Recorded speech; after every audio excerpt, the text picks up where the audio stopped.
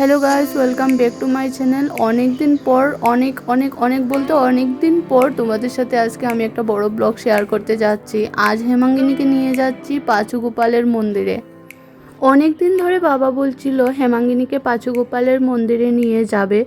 বাবারা যেখানে আগে থাকতো সেখানে বাচ্চার জন্ম হয়ে যাওয়ার পর আতুর কেটে যাওয়ার পরই এই পাঁচু গোপালের মন্দিরে সব বাচ্চাদেরকে নিয়ে যায়। আজ হেমাঙ্গিনী দাদানের কোলে করে ঘুরতে যাচ্ছে।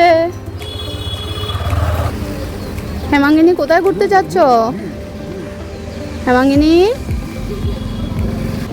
হেমাঙ্গিনী যাচ্ছে পাঁচু গোপালের মন্দিরে ঘুরতে যাচ্ছে। অনেক দিন ধরে যাব বলে ইচ্ছা ছিল, আজ হেমাঙ্গিনীকে নিয়ে যাচ্ছি।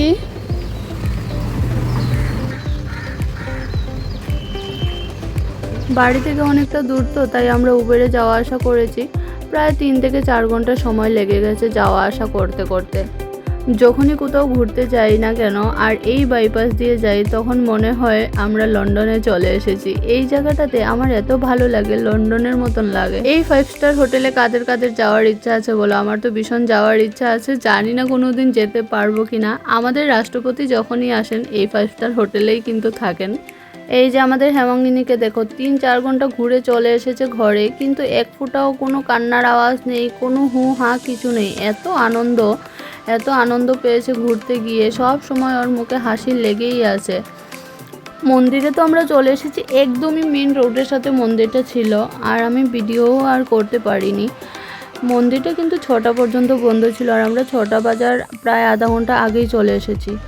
তো মন্দির যখন বন্ধ আছে আমরা কি করব? সেই সময়টা আমরা ভেবেছিলাম যে পাঁচু গোপালের মন্দিরে পুজো টুজো দিয়ে তারপর আমরা জগন্নাথ মন্দিরে যাব।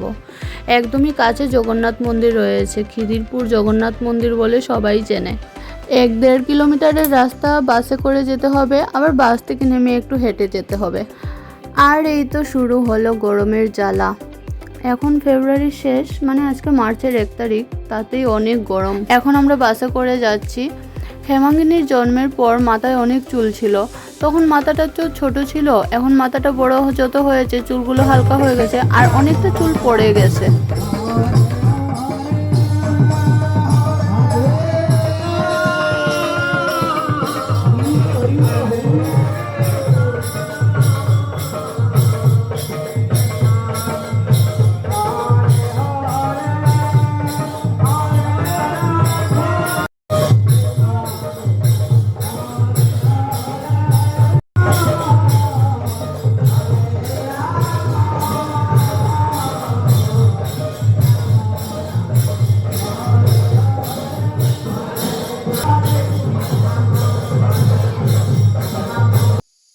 সব থেকে এখন আরামে রয়েছে হেমাঙ্গিনী, কখনো মায়ের কোলে, কখনো বাবার কোলে, কখনো দাদুর কোলে করে ঘুরে বেড়াচ্ছে।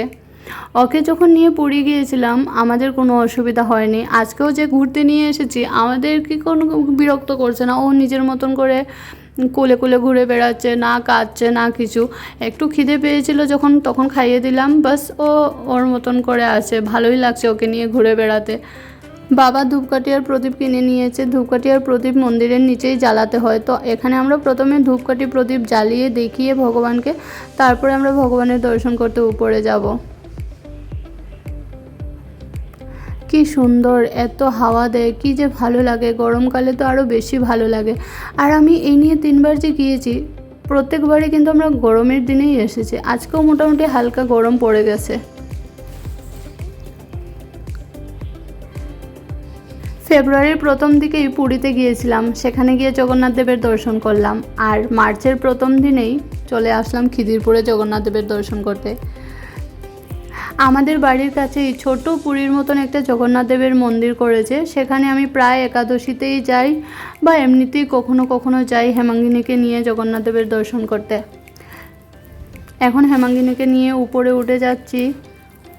আজকে অনেকজন ভক্তরা এসেছে।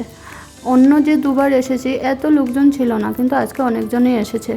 সামনে এতটা ভিড় থাকে না, আর আমরা জগন্নাথ দেবকে একবারই সামনে থেকে দেখতে পাই। আজকে ভক্তরা বেশি এসেছে বলে এখানে একটা গাইড দিয়ে রেখেছে। আর এখানে সবচেয়ে ভালো যে মোবাইল ফোন দিয়ে ভিডিও করতে দেয়, ফটো তুলতে দেয়। অন্য অন্য মন্দিরগুলোতে তো ফটো তুলতে দেয় না, ভিডিও করতে দেয় না। এখানে এত বেশি ভক্ত হয় না, যাই হোক তাও ফটো তুলতে দেয়, ভিডিও করতে দেয়, সেটার জন্য বেশ ভালোই লাগে। মেন জগন্নাথ দেবকে দর্শন করে তারপরে এখানে ছোট আরেকটা মন্দির রয়েছে, জগন্নাথ দেব রয়েছেন এখানে।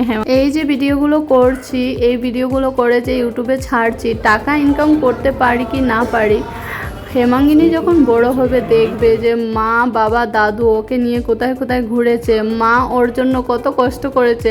এই যে ভিডিওগুলো করি, কখনো তো খেকানোও খাই, বড় আমাকে খেকাবে এই ভিডিও করা বন্ধ করো তো, কিন্তু আমাকে তো করতেই হবে, করে তো ছাড়তেই হবে। জগন্নাথ দেবের মন্দির দর্শন করে আমরা পাঁচুগোপালের মন্দিরে চলে এসেছি। 6টা পর্যন্ত তো বন্ধ ছিল, এখন প্রায় 7টা বেজে গেছে, মন্দিরও খুলে গেছে। কাছেই রয়েছে মিষ্টির দোকান, সেখান থেকে মিষ্টি নিয়ে নেওয়া হয়েছে পুজো দেওয়ার জন্য। এখানকার মানুষেরা পাঁচুগোপালকে প্রথমে খেলনা নিবেদন করে সেই খেলনাগুলোই বাচ্চাদের হাতে খেলতে দেয়, তার আগে কিন্তু বাচ্চাদের হাতে কোনো খেলনা দেওয়া হয় না।